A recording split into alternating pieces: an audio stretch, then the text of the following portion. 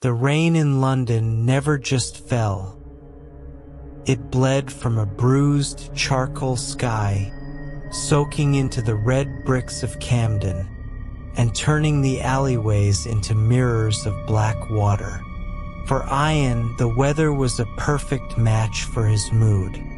At 27, his life had shrunk to the size of a darkroom. He was a freelance photographer, but the kind who spent more time archiving forgotten memories of others than capturing new ones of his own. He lived alone in a top-floor flat of a Victorian townhouse. It was a drafty, claustrophobic space where the floorboards groaned underfoot like waking old men. His only true comfort was the silence and his obsession with vintage analog cameras. It was a Tuesday afternoon when he stumbled into the Iron Lattice, a cramped, suffocatingly dusty antique shop tucked away in a corner of Portobello Road. The air inside smelled of rotting paper, dried lavender, and brass polish. The shopkeeper, an old man with milky cataracts in both eyes, didn't even look up when the bell above the door chimed. Ian drifted toward the back, where a shelf held a graveyard of old optics. And there, sitting between a broken metronome and a silver pocket watch, he saw it. It was a 1954 Zeiss Icon Icaflex, a twin-lens reflex camera. It looked like a heavy, black rectangular box, with two glass eyes staring out from the front. Unlike modern cameras, you didn't look through the back. You opened a metal hood on the top and looked down into it to compose the shot. The leather casing was cracked, smelling intensely of old leather and damp soil, but the shutter mechanism clicked with a heavy, satisfying metallic clack.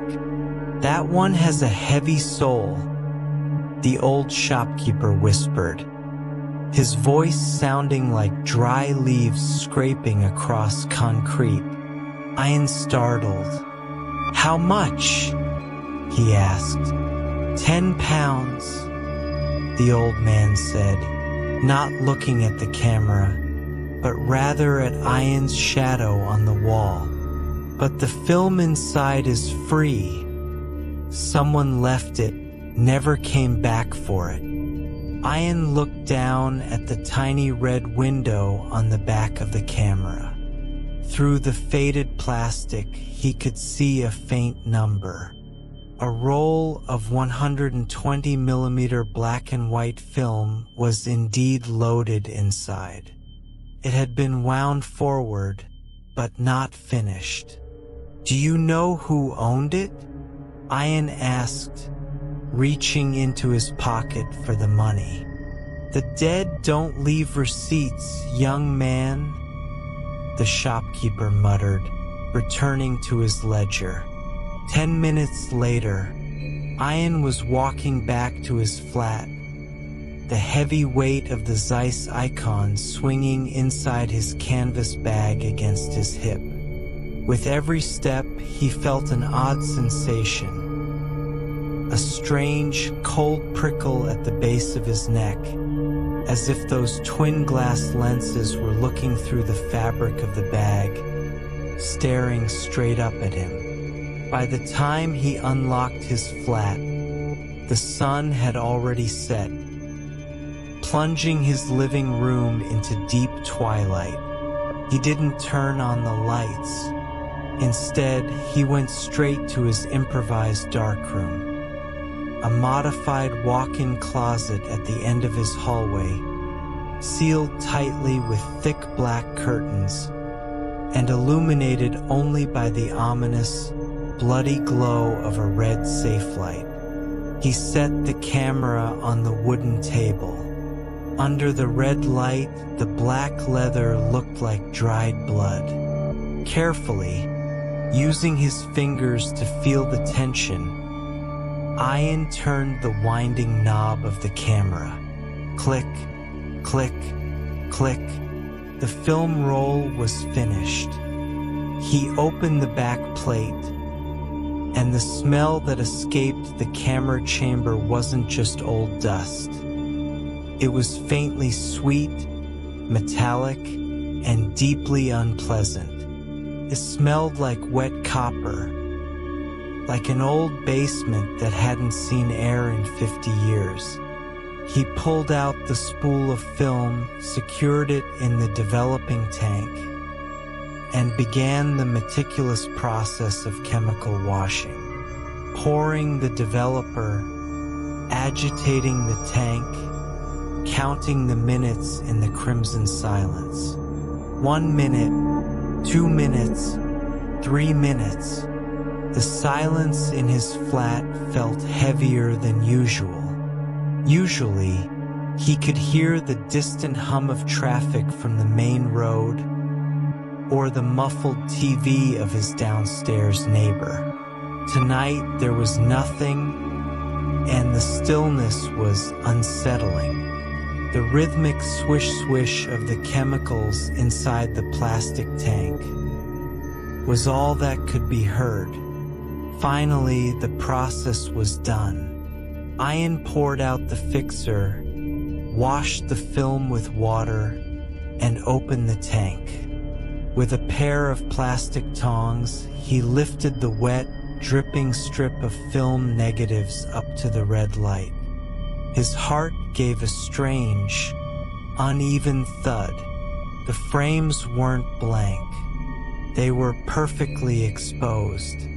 But because they were negatives, the whites were black and the blacks were white. He needed to scan them or print them onto photographic paper to truly see what was hidden in the silver halide. He hung the long strip of film to dry. As the chemical droplets fell from the bottom of the film onto the floor, drip, drip, drip. Ian leaned in close, his eyes straining under the dim red glow. The first frame was a rectangle of shadows, but as his eyes adjusted, he could make out a shape. It was a bed. A human figure was lying on it, completely still, covered in a blanket. Ian frowned. The angle of the shot was bizarre. It wasn't taken from the side or from the doorway. The camera had been positioned directly above the bed, looking straight down from the ceiling. The chemical droplets continued their slow, rhythmic assault on the linoleum floor. Drip, drip, drip.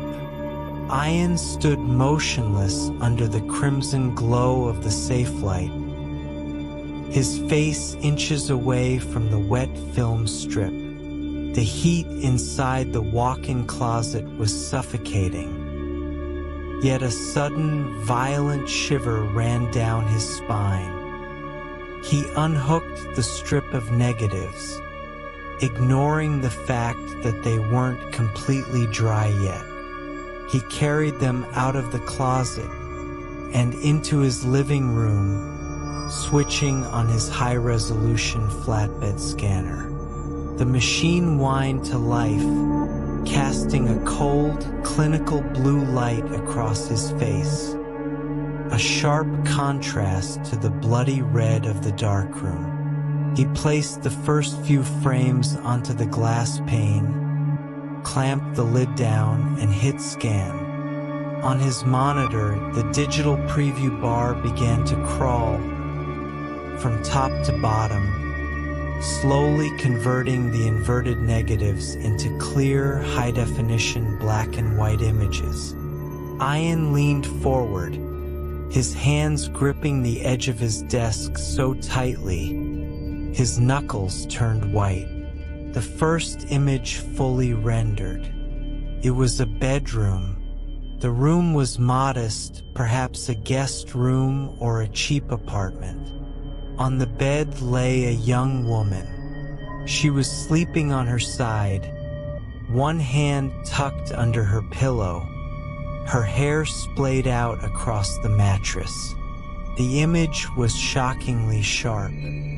You could see the fine texture of the cotton sheets, the crease in her blanket, and the slight parting of her lips as she breathed.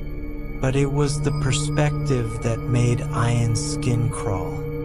The camera had to have been mounted perfectly parallel to the ceiling, directly over her torso.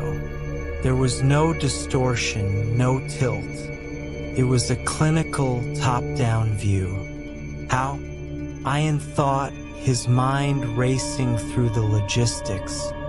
To get a shot like that with a heavy, purely mechanical 1950s twin-lens camera, someone would have had to rig a complex tripod system to the ceiling or physically hang directly over her while she slept. And yet, her expression was completely peaceful. She had no idea someone, or something, was hovering inches above her face in the dead of night. Ian scrolled to the second image. A different room, a different bed. This time, it was an older man, bald and heavyset, sleeping flat on his back with his mouth wide open. Again, the perspective was identical, straight down from the ceiling. Looking closely at the edges of the frame, Ian noticed something odd. The corners of the bedroom were swallowed by an unnaturally thick, velvety darkness. The camera's flash had illuminated the bed perfectly, but the rest of the room seemed to resist the light.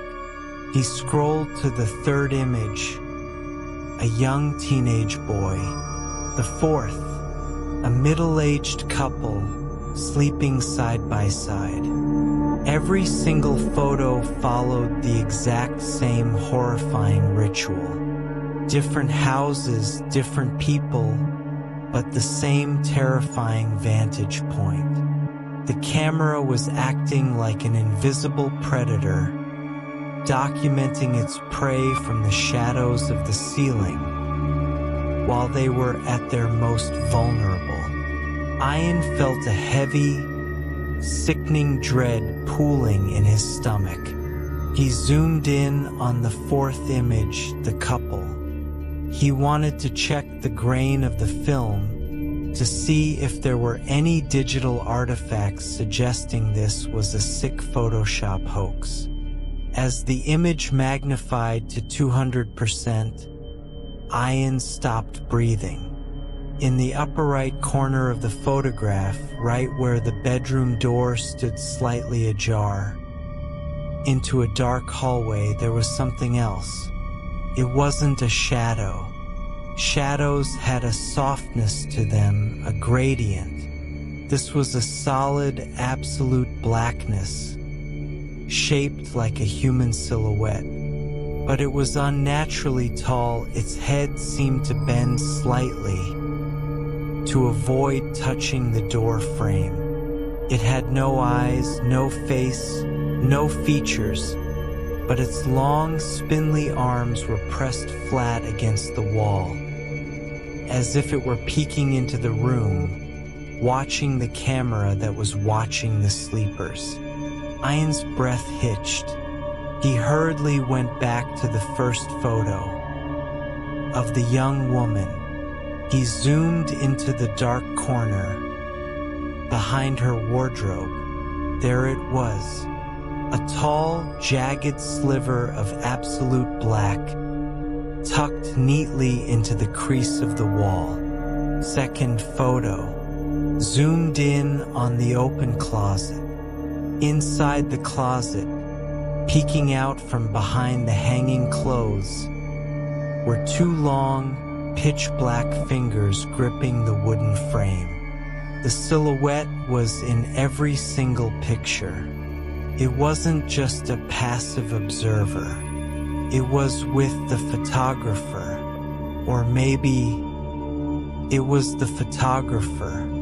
Ian backed away from his computer, his rolling chair clattering against the floorboards. The flat was dead silent, save for the hum of the computer fan. He looked up at his own ceiling. The plaster was cracked, shadows stretching across it from the dim streetlights outside.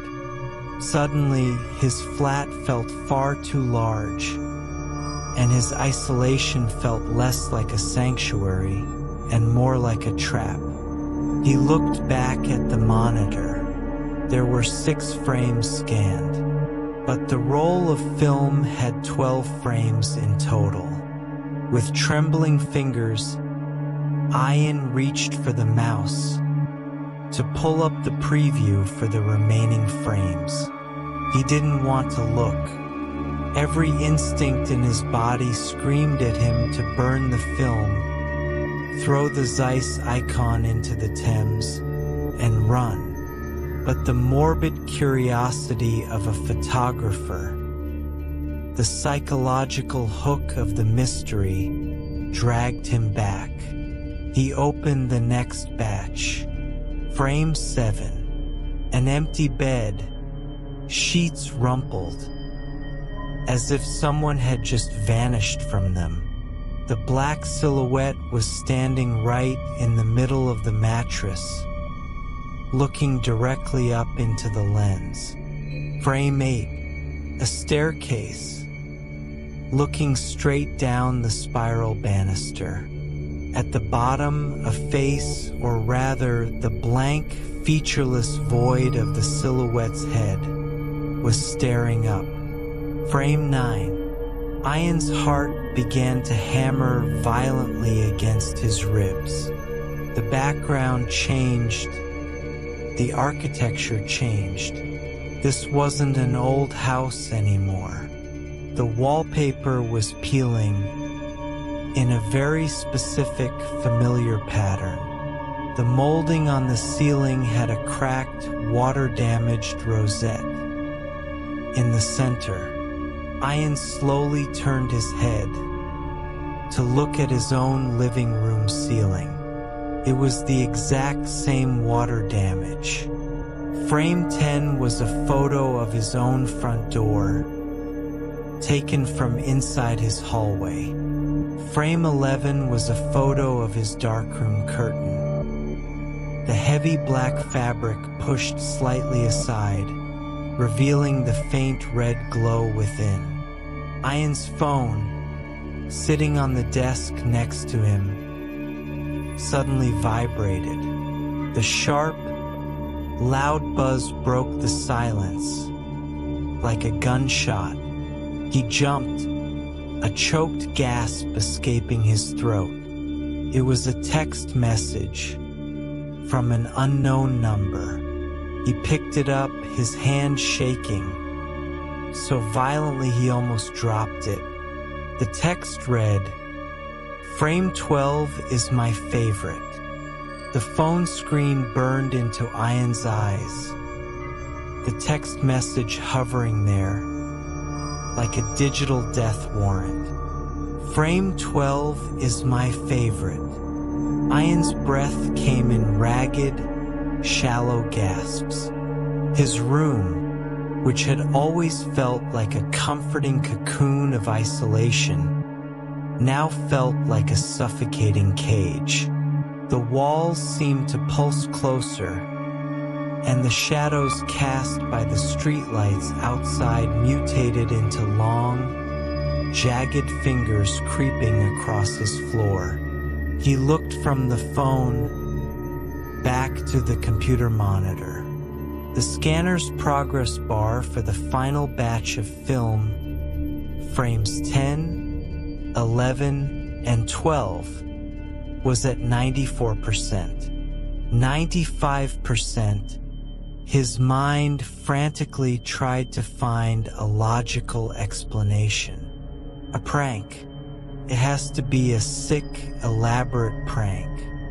Maybe one of his photographer friends had broken in, taken these photos while he was out, and planted the camera at the antique shop. But deep down, he knew that was impossible. The Zeiss icon had been sealed with dust that took decades to accumulate. The smell of wet copper from the film chamber was ancient. 98%. He wanted to pull the plug. He wanted to yank the power cord from the wall, smash the monitor, and sprint out into the rainy London night. But a heavy, hypnotic dread kept his mouse hand frozen. He had to see. 100%. Scan complete. The final 3 images popped onto the screen in high definition. Ian bypassed frame 10 and 11, his eyes locking instantly onto the thumbnail of frame 12. He double-clicked it. The image filled the entire 27-inch screen. The breath died completely in Ian's throat. The photograph was of his own bedroom. It was framed from that same impossible top-down perspective, looking straight down from the ceiling plaster. On the mattress below lay Ian. He was sleeping on his back, his mouth slightly open, one arm flung over his forehead. He was wearing the exact gray t-shirt and dark sweatpants he had on right now. The details were horrifyingly crisp. The stubble on his jaw, the slight crease of the pillow under his head, the rhythmic rise and fall of his chest frozen in a fraction of a second. But it was the timestamp of the photo's metadata that made his blood turn to ice. The camera was purely mechanical, but the physical state of the room told the story. On his nightstand sat a glass of water, a glass he had placed there exactly last night at 2:15 a.m. Someone or something had been clinging to his ceiling last night, hovering directly above his sleeping face. Ian zoomed in on his own face in the photo. He wanted to see his eyes to make sure they were closed. They were. He looked completely oblivious to the horror above him. Then he remembered the silhouette. With a trembling index finger, Ian dragged the zoomed-in image away from his face, scanning the borders of his bedroom. He looked at the closet door, it was shut. He looked at the window, the curtains were drawn. Where was it? Where was the tall, featureless black shape that had haunted every other photo? He scrolled down, checking the bottom edge of the frame. Nothing. He scrolled left. Nothing. Then he realized why the composition of this photo was slightly different. In the previous photos of the strangers, the camera was positioned between the silhouette and the bed. The silhouette was always in the background, watching from a corner. But in this photo, the perspective was perfectly centered. There was no background corner visible, because the lens was looking directly down from the absolute center of the ceiling. Ian looked closer at the very edges of the frame, surrounding the crisp, illuminated shot of his bed. There was a border of thick, fibrous blackness. It looked like out-of-focus hair or long, spindly, segmented limbs framing the shot. The camera hadn't been mounted to the ceiling. The silhouette was holding the camera. It had been dangling from the ceiling, its body obscuring the corners of the room. Looking down through the twin glass eyes of the Zeiss icon, inches from Ian's face. Suddenly, the cold, metallic smell of wet copper filled the room. It was thick, suffocating, and it wasn't coming from the dark room. It was coming from right behind him. Ian froze. Every muscle in his body turned to stone. From the ceiling directly above his desk, a tiny, heavy droplet of dark liquid fell. Drip. It landed right on his computer mouse, splashing across his trembling knuckles. It was not water. It was a dark, viscous, metallic-smelling fluid. Then, from the pitch-black darkness of the ceiling directly over his head, he heard a sound. It was not a growl or a breath. It was the heavy, satisfying, mechanical clack of a camera shutter. The sound of the shutter click echoed through the small apartment, a sharp, metallic note that seemed to vibrate inside Ian's teeth. For a single, agonizing second, the room flashed blindingly bright, as if a powerful, old-fashioned flashbulb had burst right above his head. In that microsecond of white light, Ian saw it reflected on his computer monitor. A sprawling, multi-limbed shadow clinging to the plaster directly over his chair, its elongated neck bent at an impossible angle.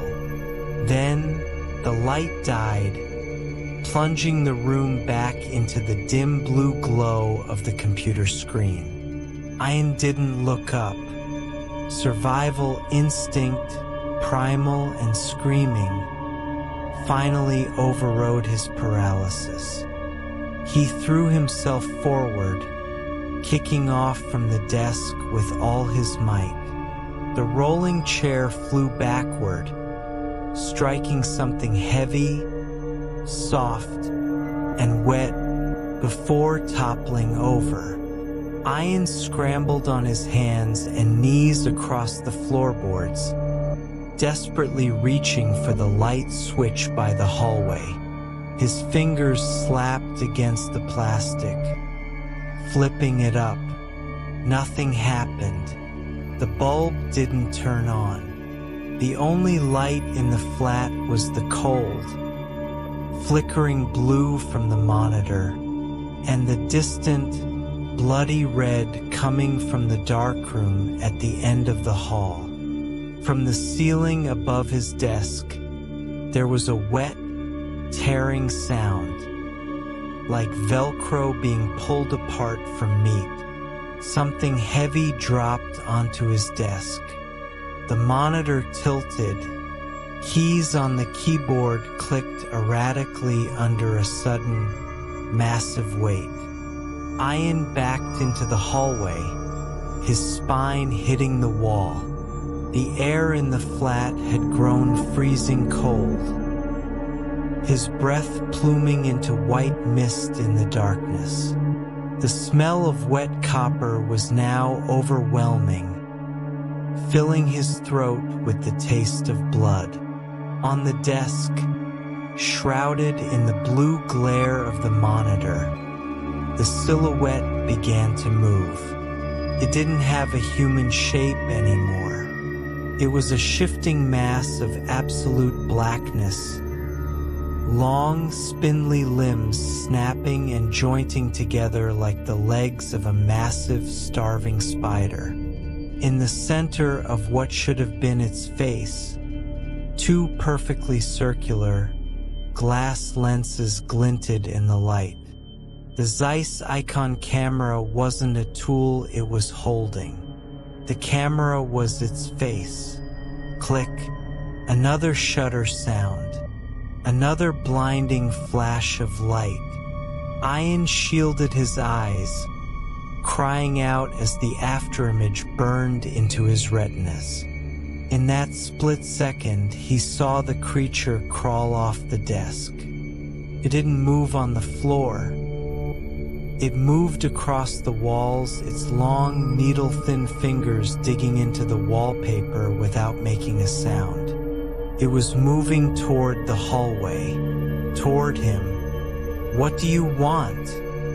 Ian screamed, his voice cracking, tears of pure terror blurring his vision. He fumbled along the hallway wall, his hand catching the frame of the darkroom door.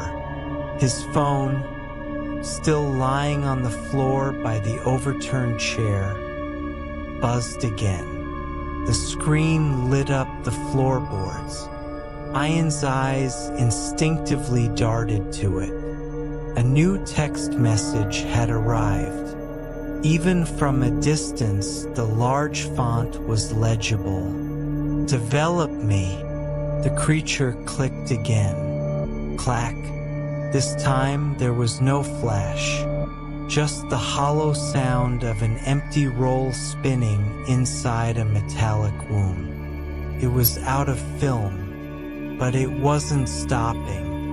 The clicking sound became rapid, frantic, clack, clack, clack, clack, like a mechanical heartbeat rising in panic.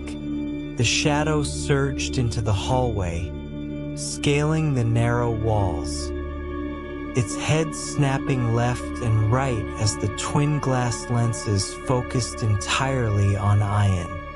Driven by pure panic, Ian dove backward into the darkroom and slammed the heavy wooden door shut. He threw the deadbolt, the lock clicking into place, just as a massive, heavy weight slammed into the outside of the door. The wood groaned. The thick black curtains sealing the room rustled violently. Ian fell backward against his developing table, knocking over bottles of chemicals. Under the ominous, bloody red glow of the safe light, he watched the door handle jiggle violently. Clack, clack, clack. The sound was right outside the wood, accompanied by a wet, scraping noise against the top frame. It was trying to find a way in from the ceiling. Ian was trapped. There were no windows in the walk-in closet.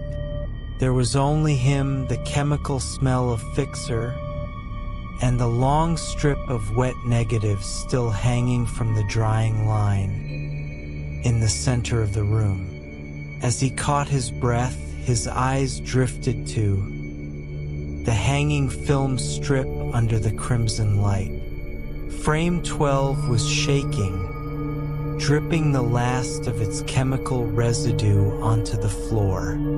But right below it, where the film roll should have ended, a new, dark shape was slowly bleeding into the silver halide material. A 13th frame was appearing on the wet film, developing itself in real time under the red light without ever being exposed to a camera. Ian approached it, magnetically drawn by horror. He looked at the rapidly darkening negative. It was a top-down view of the darkroom. It showed the table, the bottles of chemicals, and Ian standing right in the center, looking up, and directly above Ian's head, completely filling the ceiling of the photograph, was a gaping, multi-fanged void, its long limbs reaching down to wrap around his neck. Ian slowly looked up at his actual darkroom ceiling right above the safe light. The plaster was already beginning to peel. The crimson glow of the safe light hummed, a low electric vibration that felt entirely too loud in the sealed closet. Ian stood beneath it, paralyzed, staring up at the ceiling. The plaster wasn't just peeling, it was dissolving. Black, viscous fluid began to seep through the hairline cracks in the ceiling, thick and smelling heavily of industrial chemicals and old blood. It dropped onto the floor around him, thud, thud, thud, heavier than water, anchoring him to the spot. Outside the heavy wooden door, the frantic mechanical clicking stopped. The silence that followed was worse. Then came a new sound, the slow, deliberate scraping of something sharp, drawing a line across the outside of the door, moving from the handle toward the top frame. It knew the film was developing. Ian looked back at the hanging strip of film. The 13th frame was fully realized now. In the inverted, ghostly silver of the negative, he could see himself clearly. His face was twisted in a silent scream, his arms raised up in a futile gesture of self-defense. And the creature, the towering, multi-limbed mass of absolute dark, had its spindly fingers wrapped around his chest, dragging him upward into the ceiling. It wasn't a record of the past. It was a blueprint for the next 30 seconds. No, Ian whispered, his voice trembling. No, no, no. He grabbed a bottle of chemical stop bath from the table, his fingers slick with sweat. He thought about throwing it at the ceiling, thought about screaming for help, but he knew nobody could hear him through the soundproofed walls of the closet. Crack. The ceiling rosette in the center of the darkroom shattered. Plaster rained down in white, powdery chunks, mixing with the black liquid on the floor. From the dark void above, a long, segmented limb dropped down. It was completely black, absorbing the red safe light rather than reflecting it. At the end of the limb, instead of a hand, were 3 long metallic prongs, the rusted iron legs of an old tripod, sharpened to needle points. The limb twitched, sensing the air, and then slammed into the wooden table, splintering the aged oak right next to Ian's thigh. Ian scrambled backward, tripping over his own feet, crashing into the hanging line of film. The wet strip wrapped around his neck, the chemical-soaked plastic stinging his skin. He desperately tore at it, ripping the film from the clips. Above him, the main mass of the creature began to squeeze through the narrow hole in the ceiling. The twin glass lenses of the Zeiss icon emerged first, glowing with a dull internal luminescence under the red light. The lenses whirred, focusing, expanding, and contracting, like the pupils of a dying animal. Clack. The shutter inside its face opened and closed. Even without a flash, the sheer force of the exposure felt like a physical blow. Ian's vision blurred, a blinding sheet of static washing over his eyes. He felt a cold, phantom grip seize his collarbone. lifting his feet an inch off the ground. The physical reality of the room was rewriting itself to match the photo. With a final, desperate surge of adrenaline, Ian lunged toward the darkroom door. He didn't care about the creature outside anymore. Anything was better than being trapped in the dark with the thing from the ceiling. He grabbed the deadbolt and threw it back. The metal clicked. He yanked the handle. The door didn't budge. Ian looked down in horror. The door wasn't locked from the outside, it had been exposed. The wood of the door and the wood of the frame had fused together.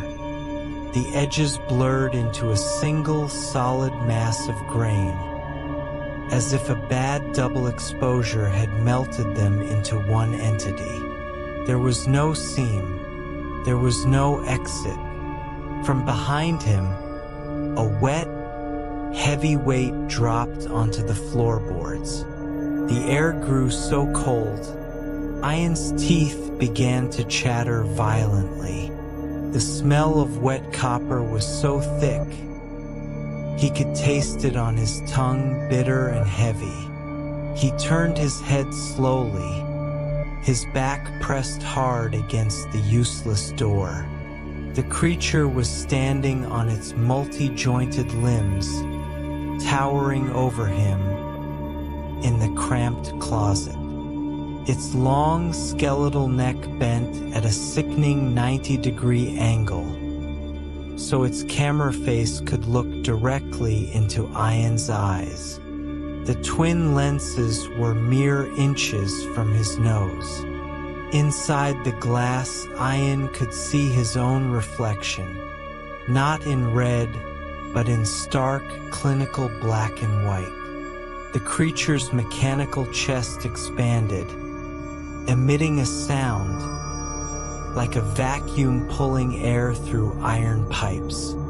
Ian's phone, discarded somewhere outside the door, vibrated against the floorboards again. The muffled sound felt a million miles away. The lenses on the creature's face spun rapidly. Whir. It was winding the film for the final shot. The mechanical winding sound inside the creature's chest, whir-clack, sounded like a guillotine being notched into place. Ian's back was pressed so hard against the fused wooden door that the splinters dug through his shirt. He couldn't run. He couldn't scream. The cold radiating from the entity was absolute, freezing the very air in his lungs into shards of ice. The twin glass lenses of the Zeiss icon stared into his soul. Inside those dark, polished circles of glass, Ian didn't see the red-lit closet anymore. He saw a vast, inverted void. He saw a graveyard of static, a world made entirely of monochrome dust, where thousands of pale, frozen faces looked up from a black abyss. The creature was going to take more than his life. It was going to take his reality. Click. The shutter snapped shut. This time there was no flash of light. Instead, the world inverted. Ian felt a sickening, violent pull at the center of his chest, as if his gravity had suddenly shifted 90 degrees upward. The crimson glow of the safe light vanished, swallowed instantly by a blinding, absolute white. The walls of his darkroom didn't break. They dissolved into smoky lines of charcoal drawing. He fell, not down, but sideways, tumbling through a freezing, rushing wind that smelled of burnt plastic and silver nitrate. When his feet slammed into solid ground, the impact knocked the remaining breath from his lungs. Ian curled into a ball, coughing violently, his hands scraping against the floor. But it wasn't wood anymore. He opened his eyes and gasped. The world was entirely black and white. There was no color, no gradients of warmth. The sky above him was a flat, matte black, devoid of stars, moon, or clouds. The ground beneath him was a stark, bleached white, textured like heavy photographic paper. He looked down at his hands. They were translucent like a faint overlay on a screen. His veins showed through his skin as dark, jagged lines of ink. He was inside a photograph. "Help!" he screamed, but the sound didn't travel. It died the moment it left his lips, sounding flat, muffled, and entirely artificial, like a low-quality audio recording played through a broken speaker. Ian scrambled to his feet, looking around wildly. He was standing in a distorted, monochrome version of his own neighborhood in Camden. The Victorian townhouses were stretched upward, their windows like empty, rectangular eyes staring down at him. There was no rain, no wind, no sound of distant London traffic. The silence here was a physical weight, pressing against his eardrums until they throbbed. Then he noticed the figures, spotted across the bleached white streets, standing perfectly still under the skeletal shadows of lampposts, were people. Ian walked toward the nearest one, his heart hammering against his ribs. It was a young woman. She was standing in her pajamas, her arms hanging limply at her sides, her head tilted slightly backward. Her eyes were wide open, but they were entirely white, no pupils, no irises. Ian recognized her instantly. She was the woman from frame 1. A few yards away stood the heavy-set older man from frame 2. His mouth locked in a silent, eternal yawn. Beyond him were the teenage boy and the middle-aged couple, all standing like marble statues in this wasteland of silver halide. They weren't dead in the traditional sense. They were preserved, archived, caught in the fraction of a second when the shutter had closed on their lives. Suddenly, a massive shadow fell over the entire street. Ian looked up into the flat, black sky, hovering directly over the townhouses, stretching across the horizon like a dark constellation, was the creature. It didn't need to hide in the ceilings here. This was its home. Its massive, segmented iron limbs spanned the sky, and in the center of the darkness, a colossal, twin-lens system, meters wide, focused down on Ian. The glass lenses began to spin. Slowly, the ground beneath Ian's feet began to shift. The white, photographic paper texture started to bubble and warp, turning into dark, oily liquid. He was sinking. The archive was claiming him, pulling him down into the paper to lock him into his final, permanent frame. "No, I'm a photographer. I control the frame."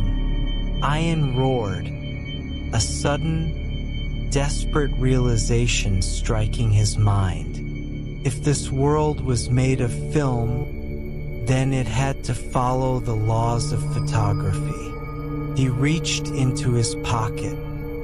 His hands were fading, turning into a blurred smudge of gray ink, but his fingers brushed against something solid.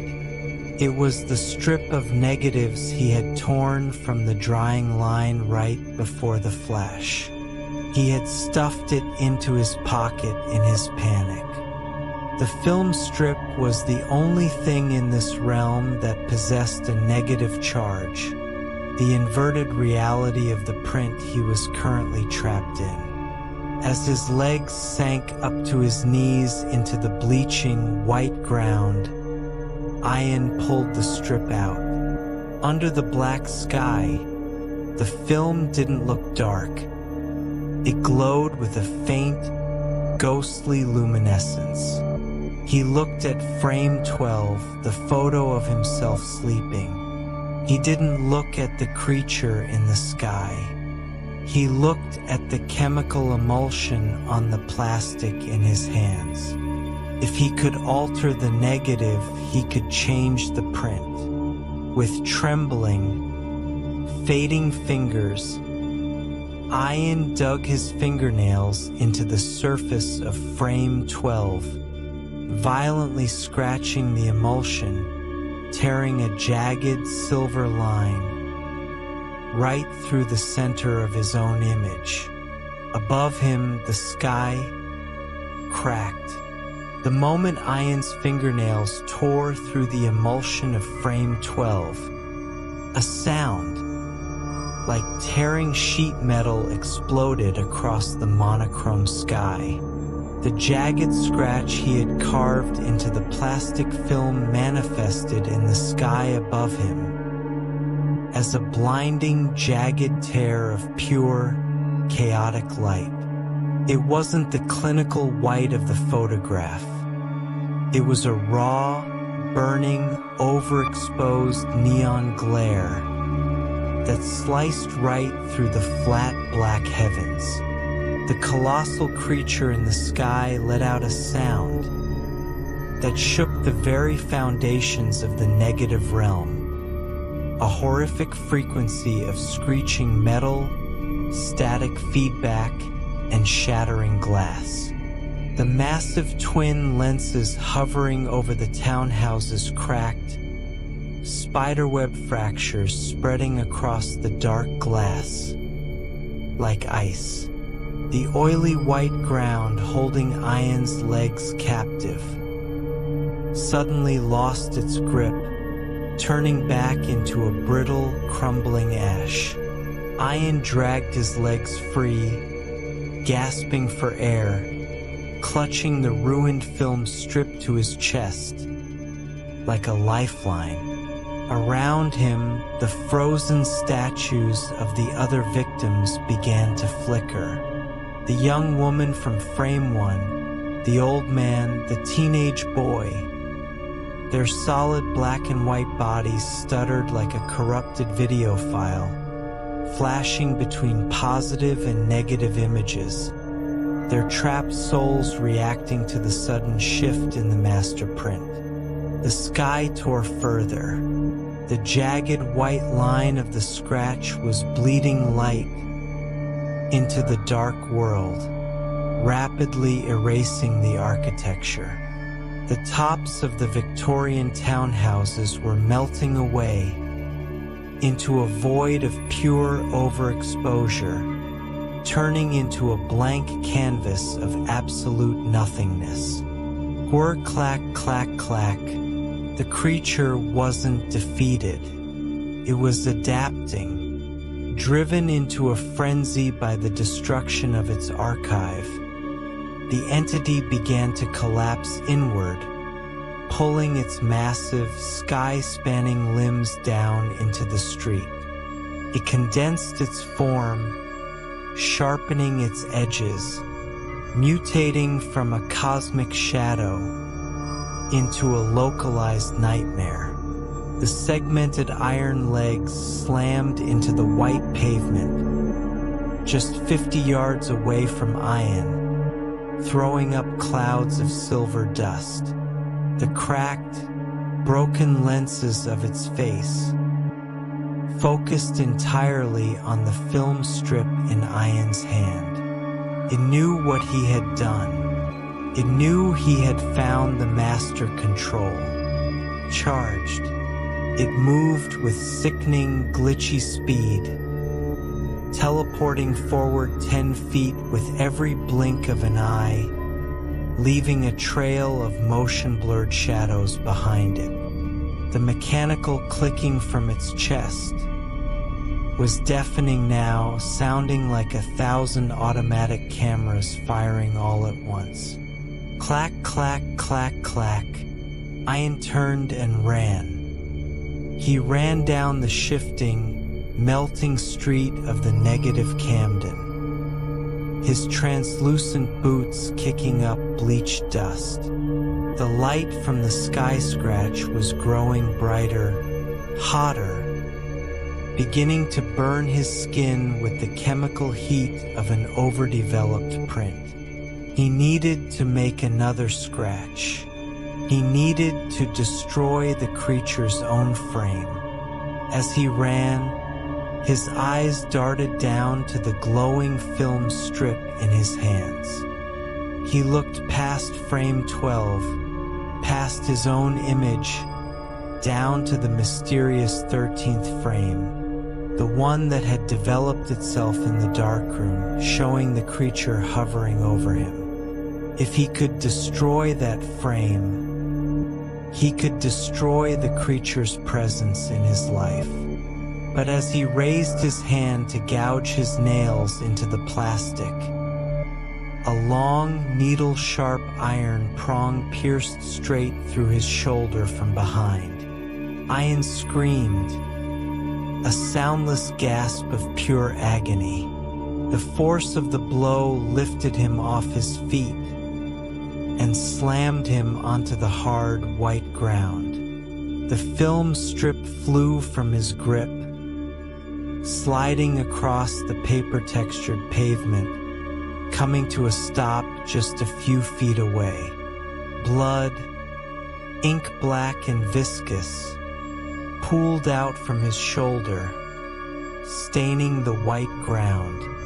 The creature loomed over him, its massive, broken camera face descending until the cracked glass lenses were inches from Ian's eyes. One of its spindly, segmented limbs reached out and pinned Ian's other wrist to the ground, crushing the bone. From the shattered lenses of its face, a voice finally echoed.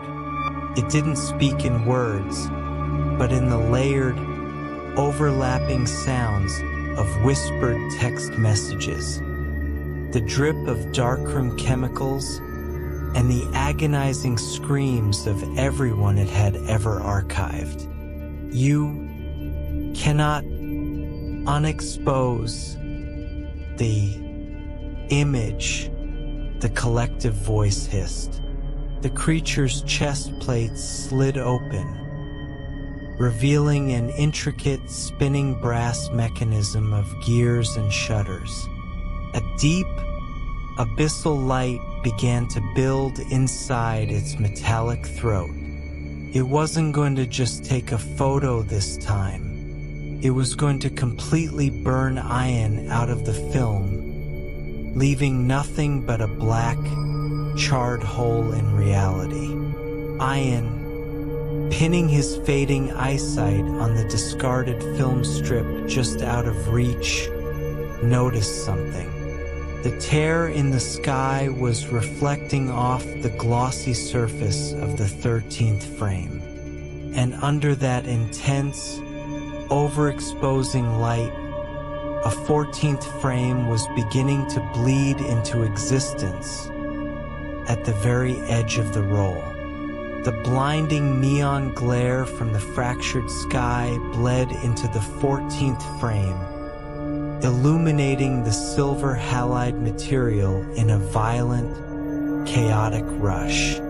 Ian, his vision blurring into a haze of gray static, forced his eyes to lock onto the newly forming image. In that final rectangle of film, he didn't see himself dying. He didn't see the creature victorious.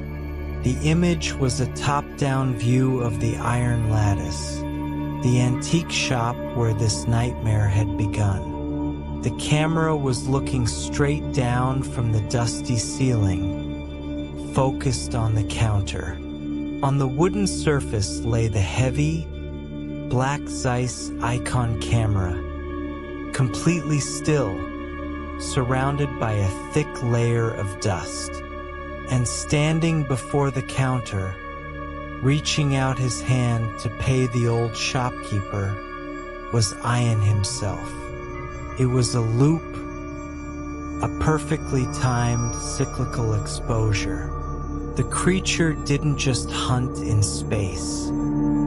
It hunted in time, trapping its victims in an eternal, developing nightmare that fed on their terror over and over again. You are archives, the layered mechanical voice hissed from the creature's chest. The abyssal light inside its brass throat intensified, the heat scorching the skin of Ian's face. The pain in his pierced shoulder was agonizing, but the realization of the loop brought a cold, sharp clarity to his mind. If the 14th frame was the moment he bought the camera, then that moment was the anchor keeping this entire reality alive. If he could break the anchor, the loop would shatter, using every ounce of strength left in his fading, translucent body. Ian ignored the iron prong embedded in his shoulder. He wrenched his pinned wrist free, the bone cracking as he tore himself away from the creature's grip. He lunged forward, sliding across the ink-stained ground, his fingers desperately clawing at the edge of the film strip. The creature roared, a sound of screeching gears and tearing metal, and lunged after him, its heavy shutters expanding to deliver the final burning flash. Ian's fingers gripped the film. He didn't scratch it this time. He didn't have the strength. Instead, he shoved the end of the film strip directly into the pooling, ink-black blood leaking from his own shoulder. The viscous, chemical-heavy blood coated the 14th frame, completely blacking it out. He was obliterating the exposure. He was denying the beginning of the story. The abyssal light from the creature's chest fired. Clack. The world didn't turn white, shattered like cheap glass. The monochrome townhouses cracked into millions of black and white shards, falling upward into the void. The creature let out a final, deafening scream as the black blood on the film strip caused its reality to rapidly corrode. The massive, segmented limbs dissolved into smoke, and the twin lenses of its face imploded, showering Ian in a rain of harmless, dark glass. Ian felt himself falling again, tumbling through a vacuum of absolute silence, the burning heat of the overexposure fading into a cool, heavy darkness. Drip, drip, drip. Ian gasped, his lungs burning, as he slammed his eyes open. He was sitting on the floor of his darkroom closet, The bloody red safe light was humming peacefully above his head. The air smelled of vinegar and fixer, normal, familiar chemicals. There was no smell of wet copper. He frantically checked his shoulder. His shirt was dry. No blood, no iron prongs. He checked his wrist. It moved perfectly, completely uninjured. He scrambled to his feet, his heart still hammering against his ribs, like a trapped bird. Had it all been a hallucination? A psychological breakdown brought on by exhaustion and chemical fumes? He looked at the drying line in the center of the room. The strip of film was hanging there, swaying gently in the draft. Ian approached it slowly, his hands shaking. He looked at the frames under the red light. Frame 1 was a simple, scenic shot of a London park. Frame 2 was a blurry picture of a stray cat. Frame 3 was a sunset over the Thames. There were no beds, no sleeping strangers, no tall, featureless silhouettes. It was just a normal, poorly shot roll of amateur film from a bygone era. Ian let out a breathless, hysterical laugh, tears of pure relief spilling down his cheeks. It was over. He was safe. It had just been a nightmare. He wiped his eyes and walked out of the dark room, stepping into his quiet hallway. The flat was dark, save for the pale moonlight filtering through the living room windows.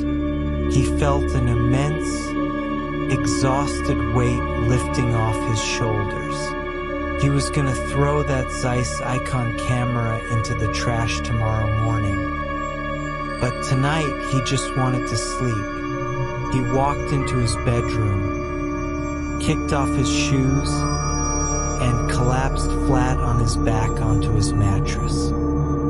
He pulled the blanket up to his chest and stared up at the ceiling, letting out a long, deep sigh. The ceiling was perfectly normal.